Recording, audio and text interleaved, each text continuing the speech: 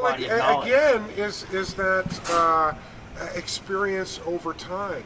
Like, how are you going to know the difference between an SM57 and a 421 or an MD441?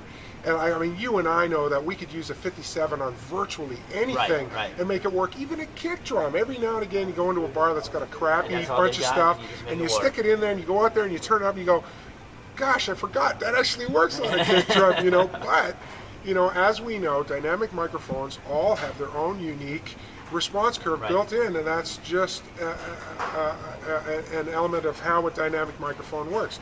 And picking the right mic for the job, you got to be able to put a 57 on an acoustic guitar. We know that the resonance of an acoustic guitar is 160 hertz, no matter almost virtually any Yeah, pretty acoustic much, guitar. So, if you have the ability to notch 160 hertz without affecting the whole mid-range and low end of it, well, you're still going to get an acoustic guitar, but you're not going to get the out of it. But again, that's learning experience. I learned that when I was mixing bluegrass, many, many years ago.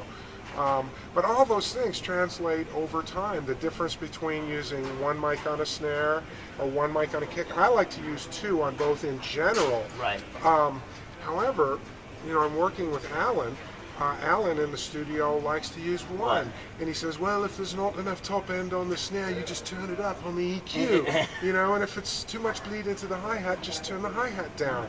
And again, it's all about listening to this and having done that myself, going, well, yeah, I'll shelf it up at about 4K so I catch the 567, and all of a sudden the snap starts coming in, and you're like, wow, that's actually exactly correct. And using two microphones, kicks and snares, is great, I think, because you can completely change the sound of an instrument in a track, in a show, just by moving a fader. Right. Which, if you're mixing a lot of different things in a band, it's great to be able to change a feel and a sound just like by moving a fader instead of reaching for an EQ. Right, all the time. All the time, yeah. How